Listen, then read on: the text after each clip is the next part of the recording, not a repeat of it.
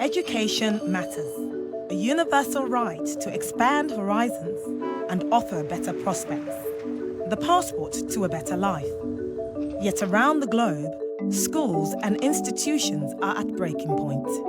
Systems are deemed to be no longer fit for purpose. Rethinking what schools are for and how they work. Identifying the skills and knowledge needed in the 21st century. Now, a new wave of rebel education is sweeping the world. Rebel educators are radically changing the way people learn, challenging the old ways and bucking the system, creating opportunities which will affect individuals and entire communities.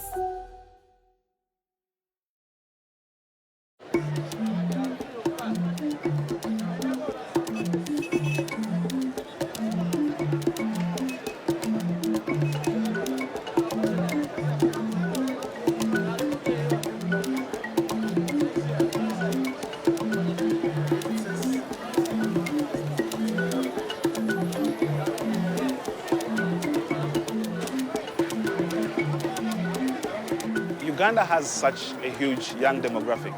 Over 70% of the population is actually young people under the age of 30. And the challenge that we are having is that there is a mismatch between the number of students that graduate from school and available jobs on the market.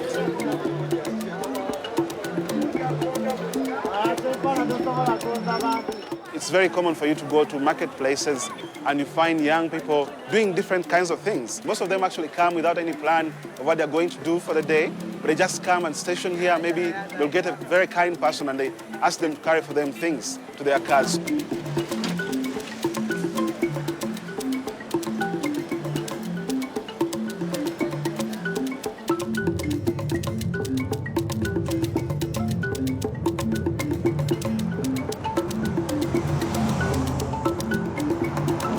One of the things you go through when you're going through the Uganda education system, they give you a lot of theoretical knowledge. You just went in there, crammed whatever you needed to cram, and then reproduce the same things in the papers during the exams. What typically happens for most of us is that after school, you cannot find actual employment.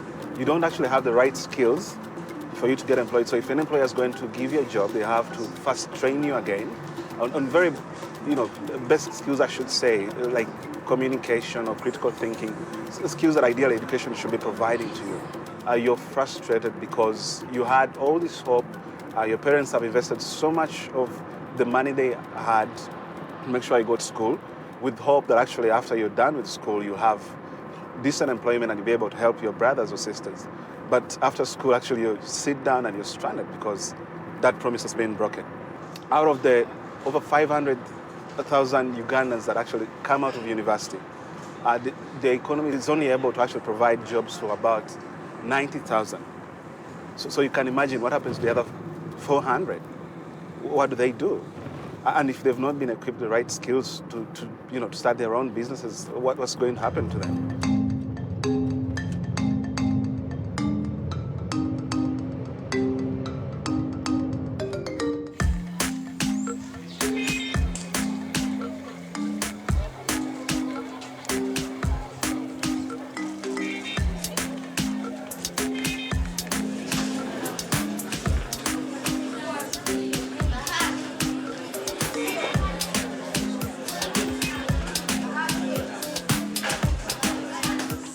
Educated's vision is to transform education in Africa. We do this by partnering with secondary schools and working with them to teach youth skills in leadership, entrepreneurship, and workforce readiness.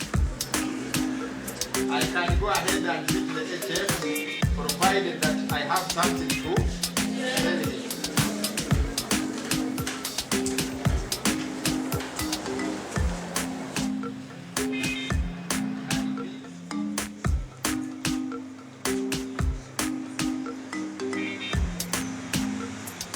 During normal classes, a student will doze and nothing will go on until when the lesson ends, till break time.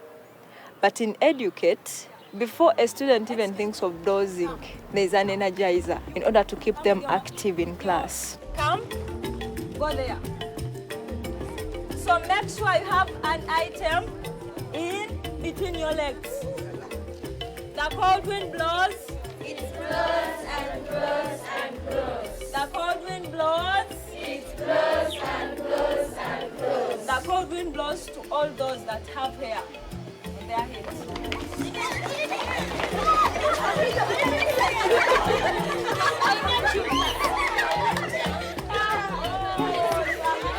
The way we've designed most of the games that we play is that they actually have lessons to be driven from them. So the lessons are tied to what they're going to be learning today at the end of the day. So it's not just games, it's games with purpose. But also it's education. You know, we're trying to interest young people into education and for them to know that actually learning should be fun, learning should be interactive, learning should be something that you enjoy.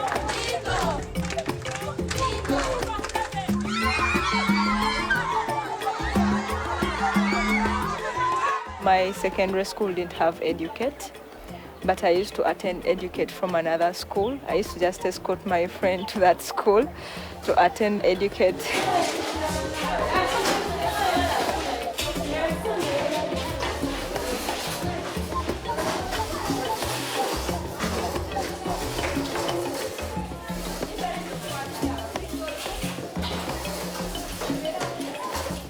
Good afternoon, everyone. How was your lunch? What did you have for lunch today? Oh, good. Fasting. I guess the fasting period. Before we start the lesson, let us all stand up because you're from lunch. You look to be so tired. We are going to do the counting game. The what? Counting game. We are going to do the counting game. So, are we all ready? Yes. Are we fired up? Yes. If I say fired up, you say ready to go. Fired up? Ready to go. Fired up? Ready to go. You do with your hand like this, with your fist. Fired up? Ready to go. Fired up? Ready to go. 1, 2, 3, go. 1 plus 1 equals 2. 2 plus 2 equals 4. 4 plus 4 equals 8. Take a seat. Today we are going to cover a lesson called, it is lesson 13, and it is called fundraising pitch, how to say it. Fundraising pitch. Who can tell us what I mean by the word fundraising? What is to fundraise? Yes? Raising money for something. Thank you. Give her flowers. She has tried. Someone polish it. Who is going to give us a better answer? Jennifer? To advert something. To? Advertise. Thanks for trying, but not quite. Collect money to start up something. Wow. Give her some love. Ooh, she deserves love. That is the answer I wanted to hear. To collect, the act of collecting money in order to achieve a certain objective. I think sometimes when I come for a lecture, for these lessons, I feel more comfortable because I'm trying to learn skills at which I can apply there. I've learned a leadership skill and I've learned being cooperative. Because most times I'm cooperative with my friends.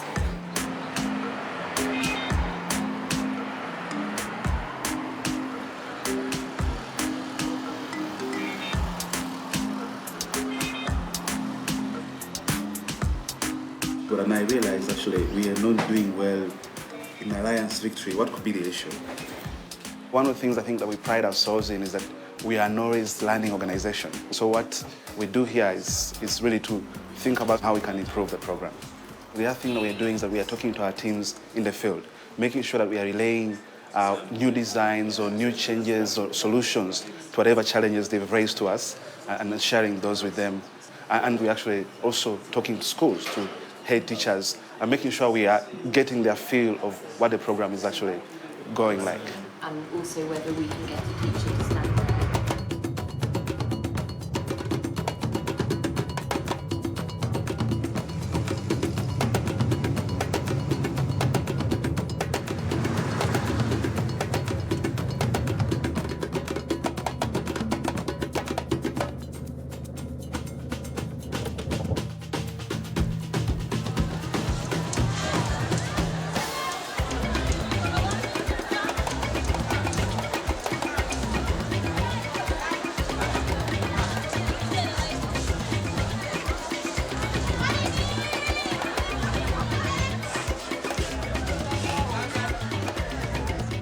Most students come from the immediate environment.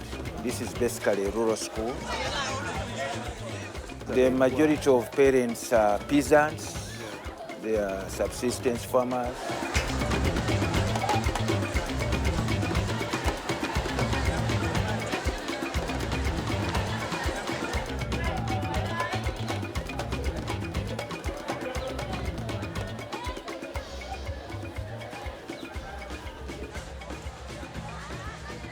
They are able now to afford some of their immediate necessities.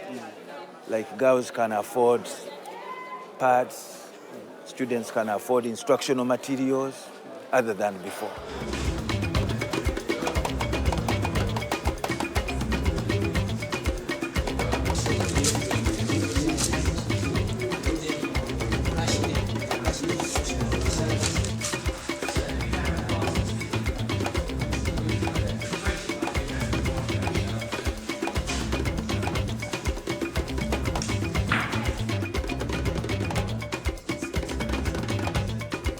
They're making this journal out of the local materials. When you look at this, this is just beans. Beans pinned together, assembled, and a few beads around, and looks awesome. These are the Miami daddies. They are trying to solve a problem within the school. You know, sometimes their friends walk out of school during break time, trying to catch up with breakfast, but they provide this at school. So they make, as Educate Club, make these daddies and sell to them, just cheaply. Here they made liquid soap. Even the school uses their liquid soap the school buys from the club. It's one way of supporting the club. And also the students take their liquid soap to the community. This is just wasted paper. So these students are trying to crush it. They're going to come up with cardboards. So these cardboards can be framed very well. Even you can put it in your wall, then pin in your sticky notes around. It helps you so much. Everyone here knows how to make whichever project you see here. So these are the people who are just put here to be responsible, but the skill should be got by everyone who is involved in the club. So this is a pool of skills. They are able to go out there, employ the skills that they have learned in Educate, and be able to earn money to support their families and themselves. I don't want to become a job seeker, but I want to become a job creator. Because of the skills I have gained in Educate, I may take one and I create my own job. One may be making bags and I sell to different countries. I want to become a businesswoman. You only need someone to nurture you, someone to tell you can do this, someone to mentor you, and that's why we are here for. This is a savings society. We encourage students to save their money. You only pay 1,000 as a membership fee. At the end of it, when you're withdrawing your money, you get some interest based on the money that you save. We do give out some loans after you pay back the money with some interest, and the interest is 20%. We have what they call social funds. This is the money that we use to help the needy. Like in second term, we helped our fellow friend. We paid some school fees for him. And even third term, we helped a friend. We paid the school uniform. How much money?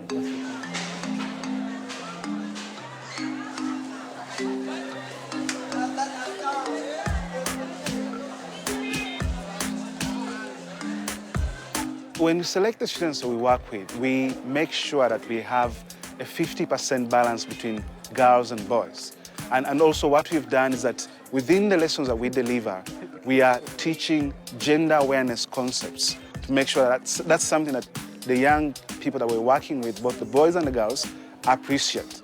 Even better is that we have noticed that the program is actually having a bigger impact on young women because we are realizing that actually for the girls, we are having a 120% increase in income.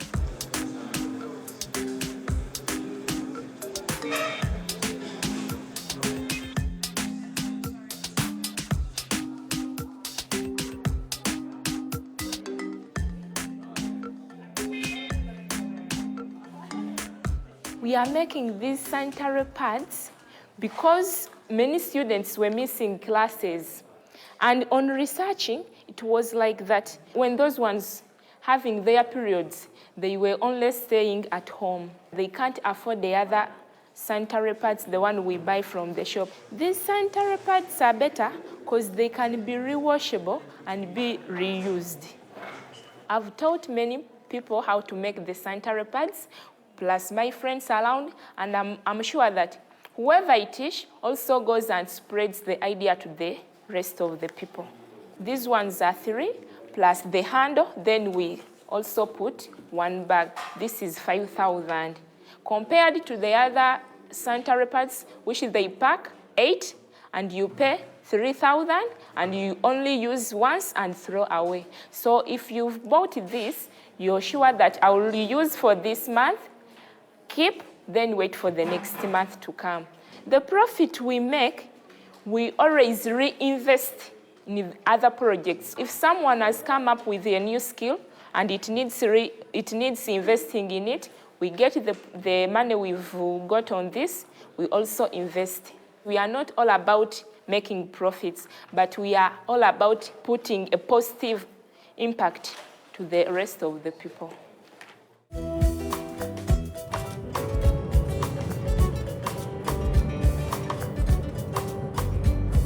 I have 4 brothers and I don't have any sister. Our mother treats us equally. The area we are living in is not such a good area, but thank God I've tried, me and my family, to live.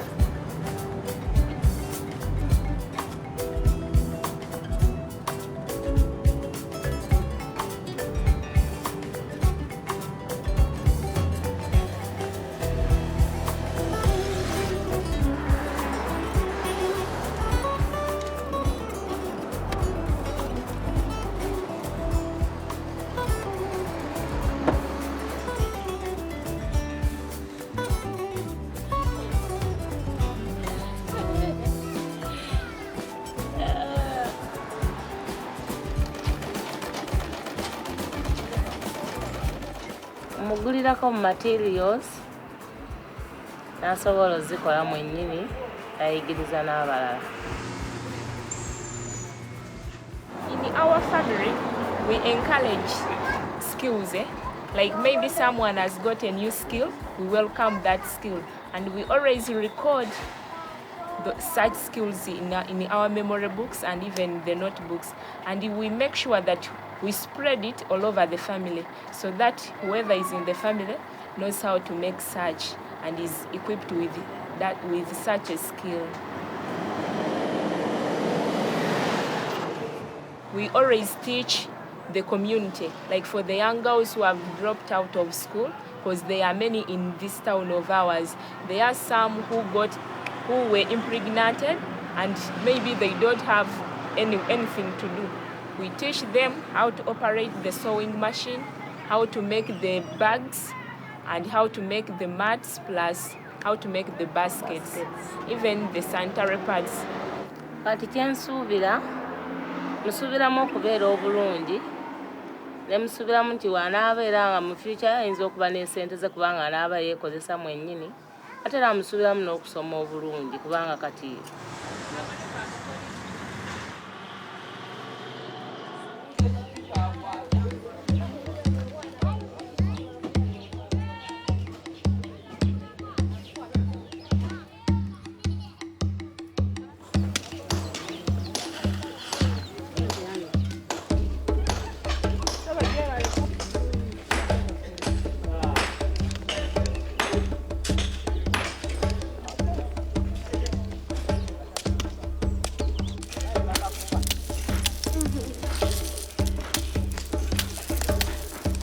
Safina, bino bikutwalidde ebbanga ki okukuba?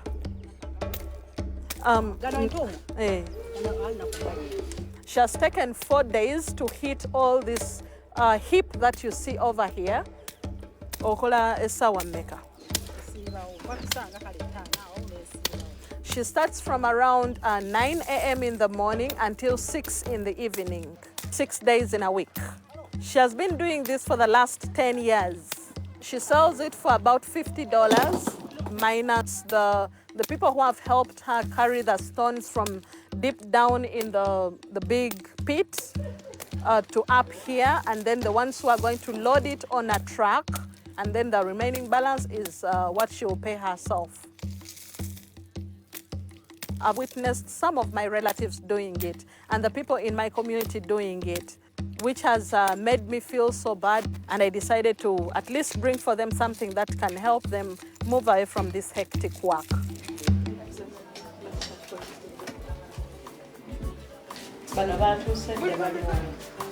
Actually, it's really going to be at Navsugwe itself with the ladies.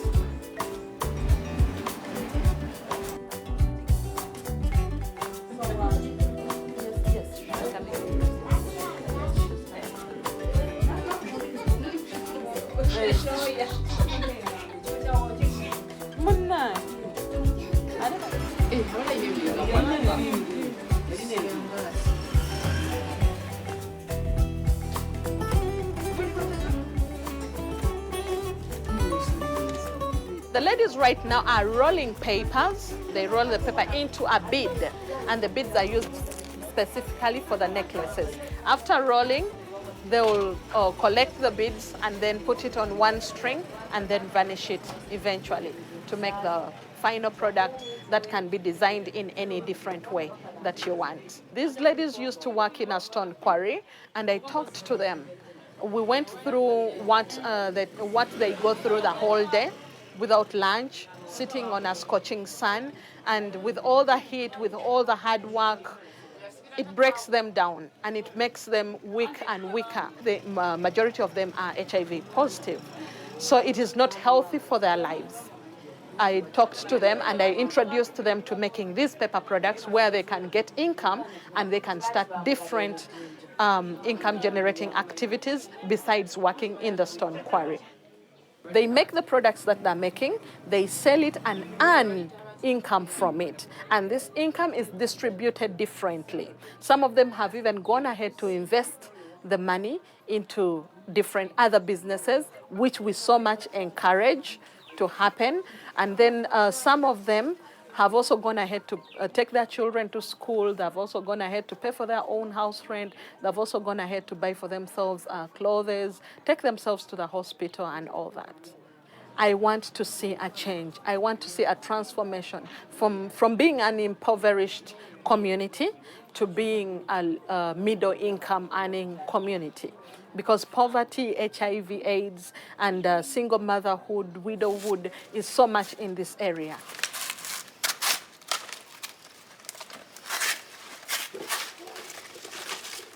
When I was being mentored all through my educate classes, my mentor kept on telling me the principle of money. Running my own business has helped me pay for myself at school, helped me pay for my partner in business at school. It helped me also take my daughter through school. It also helped me to get the lovely house that I have right now.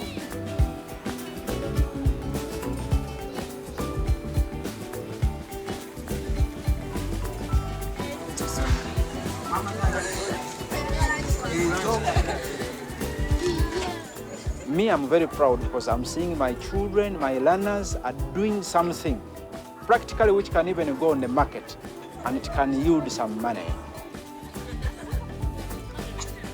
They have also developed that saving culture so that even after school, they're in a position at least to have some life going on than instead of being completely dependent on the parents.